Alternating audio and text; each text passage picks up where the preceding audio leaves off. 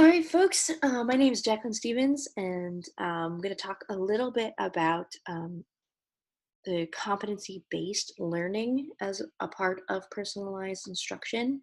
And I know as educators, we're constantly asking ourselves this question: when I've taught it, how do I know that my students have really got it? And one of the ways with personalized instructions is to kind of think outside, from my experience anyways, to think outside my own box. When I really, how did I want to see that they got it versus how did they want to show me that they got it?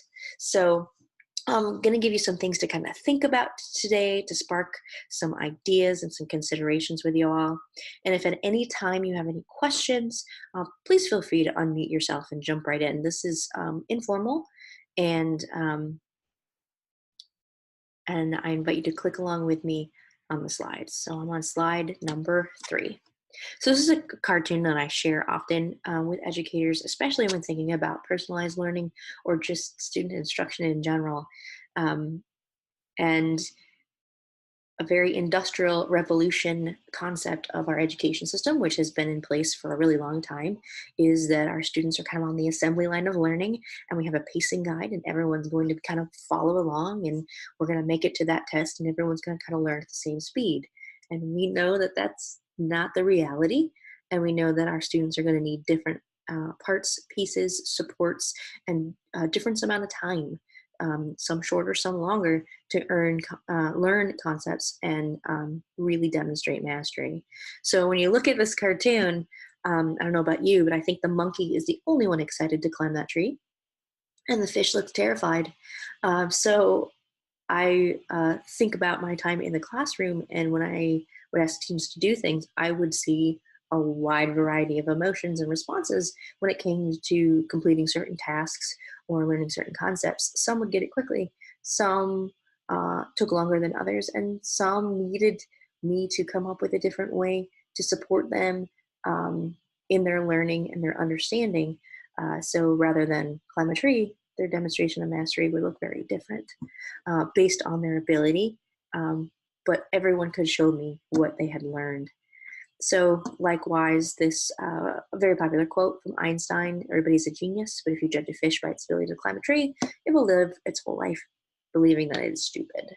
Um, and I'm going to pick on, do I have any math teachers here? I'm going to pick on math for a moment because it's so common that I hear adults say, well, I'm not very good at math. Or I hear adults say, I love math.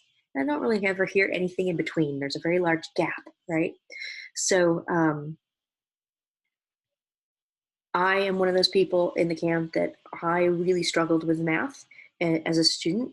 And I was so thankful when I had teachers that would break down mathematical concepts in multiple different ways, so I could start thinking about what way is going to work best for my brain to remember in order to implement and use.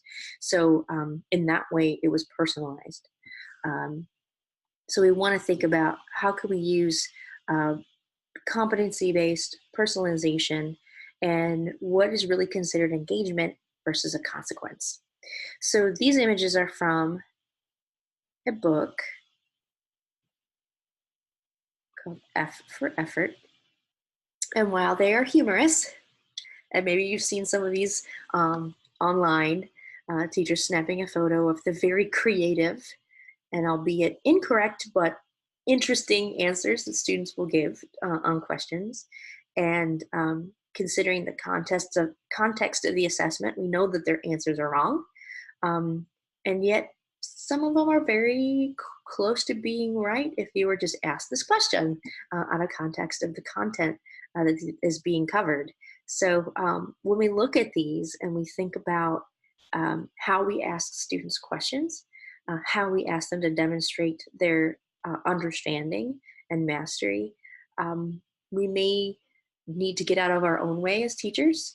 And we may also, if I got some of these answers back, I may have to think about, did I teach that concept the best way? Did I ask that question to get to help them be as successful as possible in sharing with me the answer so that they can demonstrate their knowledge? Um, and I think as a teacher, I'd probably give some bonus points for creativity, even though these are wrong.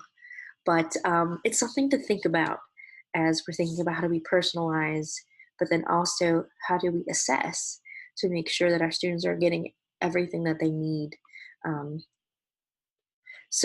here at the Friday Institute, we're constantly um, building our own capacity and stretching ourselves. And recently, we had a visit from a neuroscientist to kind of get us thinking outside of our own comfort zones and how the brain works and thinks.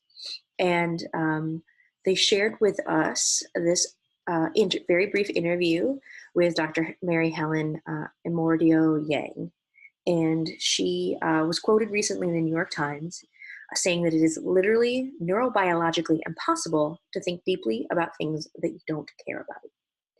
And it's an interesting statement, and it's very true, right? When we think about our awareness, what makes us engaged, what makes us want to strive and learn more, versus if we don't know about something or we don't care about a concept um, or an idea or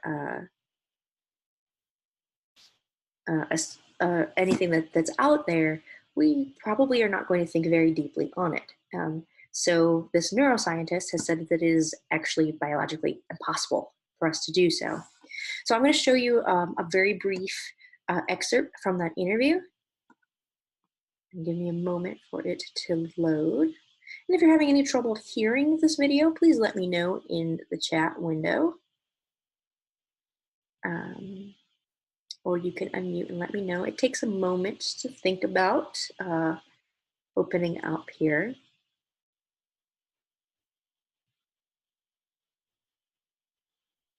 There we go. So as you view this, I'd love for you to think about, you know, what's anything that she says that stands out, anything that you question, or anything that makes you go, aha, wait, that gets me thinking.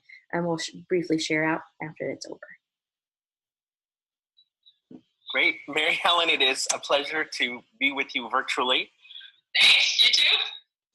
And Mary Helen, you had a New York Times interview recently, and in the article you said, it is literally neurobiologically impossible to think deeply about things that you don't care about.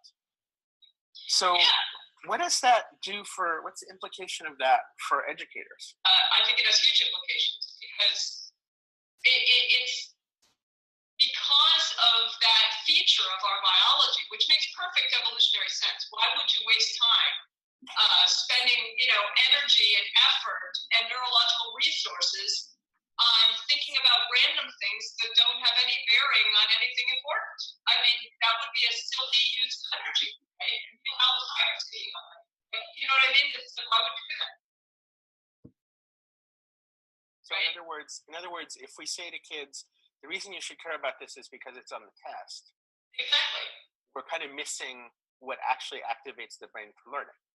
Well, no, we're activating the brain for learning, but in a very superficial, shallow way. I mean, the emotion has to be there to be able to think about stuff. So if there's no intrinsic interest in the material, no reason that kids that we ought to engage with information, we resort to things like, well, it's going to be on the test as a way to sort of slap emotion on from the outside, saying, well, there's no reason why this is interesting. So we got to make it important somehow. So we're going to give you some external standard by which to. Right. Be scared. What's that? So be scared. Yeah, exactly. Be scared and do something about it, because I have no other way to motivate you. But fear is motivating. Fear and curiosity are completely opposites in terms of the way in which they engage cognition and memory. When you're curious, you're open, you're safe, you're in an intellectually playful place in which you're sort of exploring possibilities. When you're afraid, you narrow yourself to a very efficient, focused escape strategy. Like, get me out of here quick. I just memorized this and I'm done? Okay, I'll do that, right?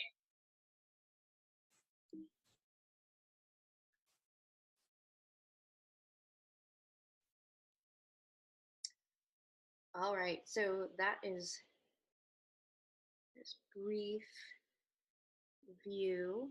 And as I'm going to find which one of the many tabs I have my, here we go, come back to our session. So I'm curious when you hear that and hear about um, thinking about the reasons why students may be learning something. What came up for you? What did you hear? And I would love just briefly if you could unmute and just kind of share what you thought after viewing that brief interview.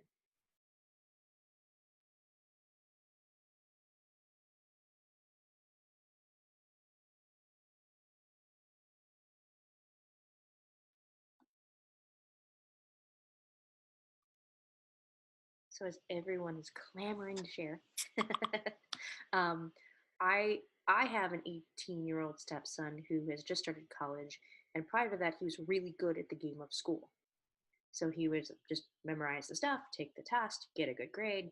2 weeks later, can't remember anything that he was actually tested on. And I actually saw in our Padlet earlier this morning, someone said that getting frustrated when the students come back after Christmas break and they can't remember anything that they did prior, right? So when we're thinking about how we are engaging students in why they're learning this content or how they're demonstrating the mastery to us, if there isn't like an emotion attached to it or something they're excited about, not necessarily just um, the content that they're passionate about, because we can't just focus on that because there's so many things that our students need to learn, and that content and the reality of not every day they're going to be super passionate about everything that we teach them, but understanding why they're learning it, understanding that this is a life skill, um, or this is going to be on the test.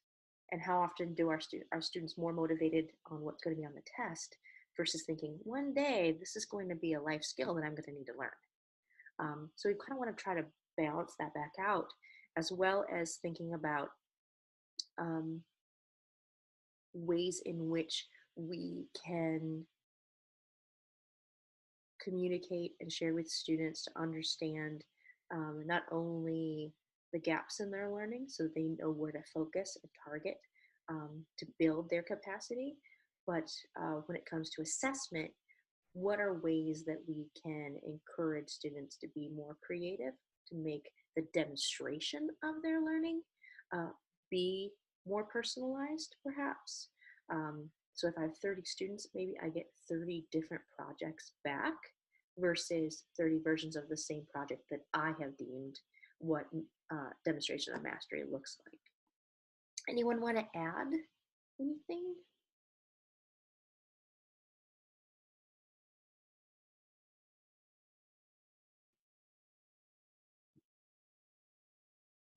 Right, feel free to jump on in at any time. Like I said, feel free to unmute.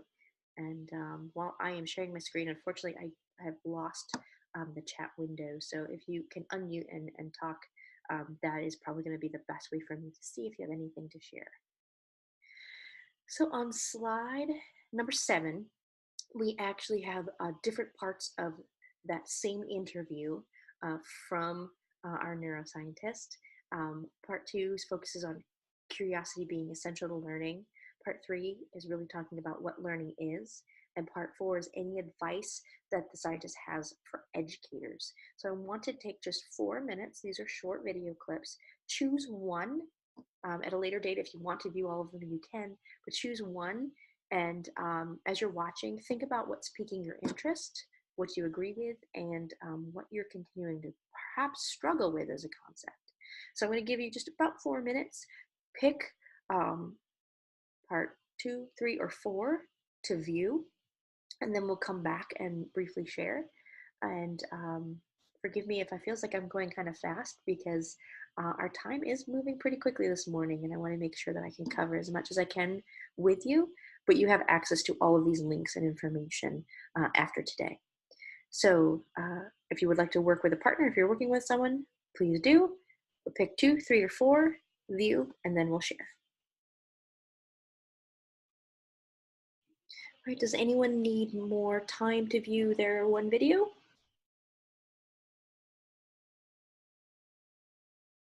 All right, I'd like to open up the floor for folks to kind of say, was anything piquing your interest or getting you thinking.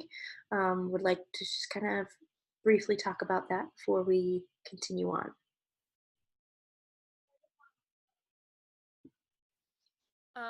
We just talked about how this is Gaston County.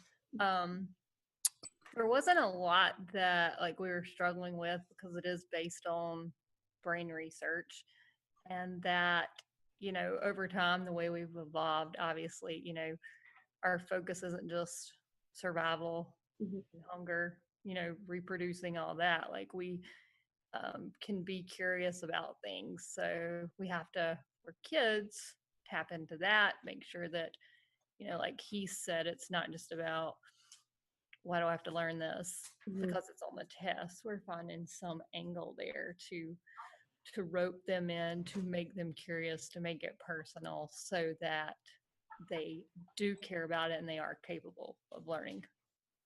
Yeah, and then getting tying in that curiosity um, will help not only get them hitting the four C's of being creative and collaborating, critically thinking, communicating, but then ways that they can demonstrate their mastery or they could be engaged and retain, and that learning will stick. Definitely. Anyone else like to share any takeaways? So one of the reasons why we wanted to share this interview with you, and as you said, it's brain research, and it's like, well, it's kind of hard to struggle or refute any of this as it's so well researched, but it does actually, listening to these opens up some very interesting conversations that you can have with your staff when you're talking about what this competency based like assessment or learning like rethinking our mindset and how we assess our students and how we get them engaged in their learning. Uh, we encourage you to maybe perhaps share these clips with your staff. Ask them, well, what are you hearing? What do you think? How does this resonate with you? How does this resonate with you as a teacher? What do you think is possible? It could really open up some great conversations, because if there was one perfect way how to do this, we would be telling you that right now. Here's the checklist. Here's the silver bullet. Here's the magic blue pill. Take this and it will work. It just doesn't exist. You really have to think about the culture of your school, your district, your students, and what's really going to work best for you and how you tackle this and how you implement. Um, so we consider sharing these videos with your staff and asking them, what are you hearing? What are you already doing that's aligned to this? They're probably already doing a lot of this. You probably are already doing a lot of this in the classroom. You may just not be as cognizant that there's already personalized instruction happening. It's not this elusive mythical thing that's hard to find. And then, asking folks, what questions do they still have? What are they still struggling with? And it could really open a great dialogue to help you envision what this is going to be like for your school or your district. And then you do have access, I'm on slide number 9, you do have access to that NCSA. You saw that prior to the break. And this is their definition of what competency-based progression actually means. It's very open and very wide to interpretation. Um, the students must have the ability to demonstrate the mastery of the topic versus getting that check just for seat time. We have to track student progress using real-time assessments to inform classroom instruction, as opposed to summative assessments, and as the main tool for to inform instruction. So we need that data, we need that information, but I think you'll agree that there's a lot of interpretation that can go into this definition. So we are encouraging you as with your staff to come up with uh, what does this look like? What do these look like for your staff, for your kids, for your school, for your district?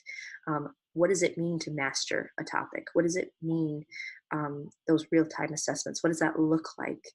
And think about what you're already doing.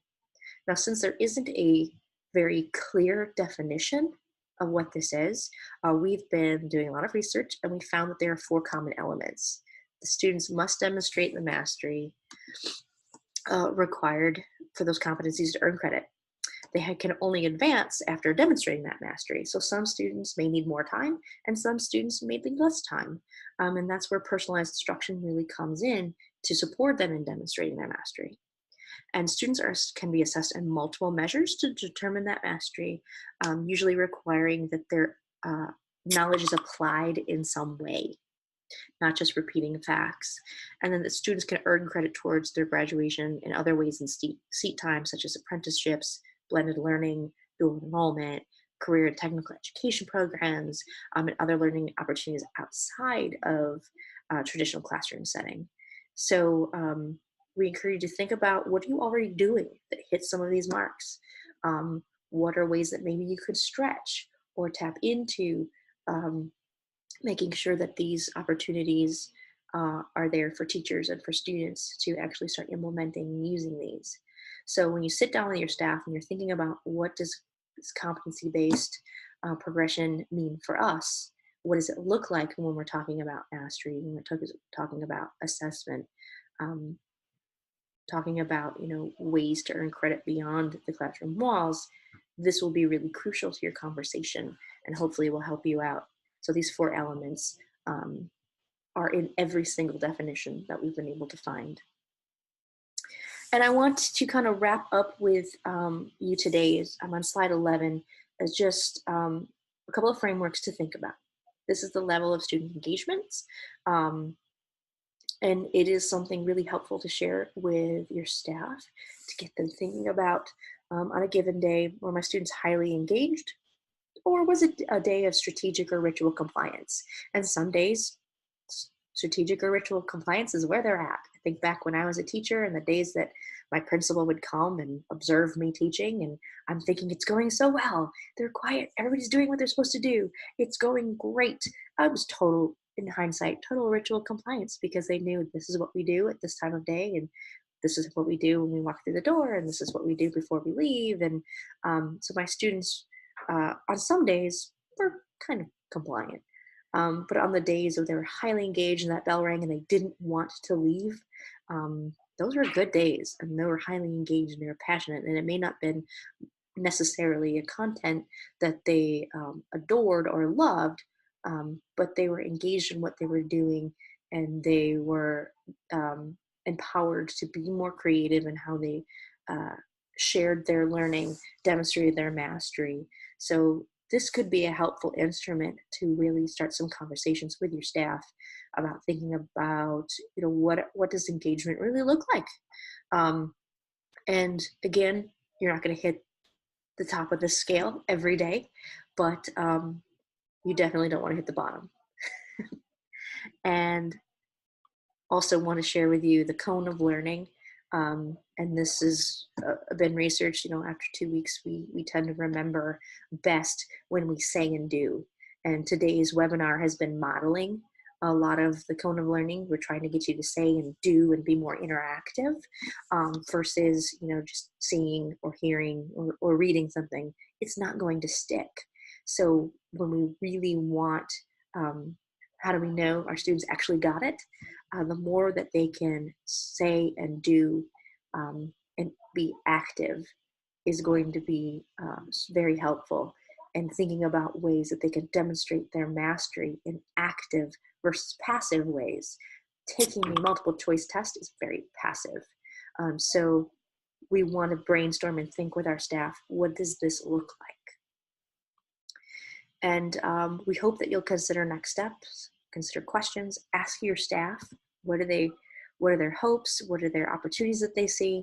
And on slide 13, this button is linked to a document that we've created. It's something fun that you can share with your staff in order to kind of get a feel for where they are when you're talking about competency-based progression. They may be super excited. They may be terrified. Thinking back to that Disney video we saw earlier this morning. Some may want to jump in, and some may be very frustrated and a little bit frightened of this, because it is a definite change and shift in the way that we think, that we assess, and the way that we approach student learning for some educators. So if you click on that red button on slide 13, it's a document that they can edit the text. It's asking folks, what are your questions? What is this? Your vision for this? What answers do you hope to find if we do this competency-based progression? What's going to change and how will it be good? And again, what questions do you still have, and what opportunities do you hope may come out of us doing more of this in our classrooms? So at this time, I want to kind of leave you with a challenge. Go forth and observe at least 4 classrooms before the holiday break, and just ask teachers and students what they're doing. How are they being assessed? They'll tell you. Students will definitely tell you. And then ask your teachers, why or why not competency-based learning? What's the pros and cons? And really just listen and hear what they have to say. And that could very well help inform the decisions that you make when it comes to personalized learning and this kind of assessment. So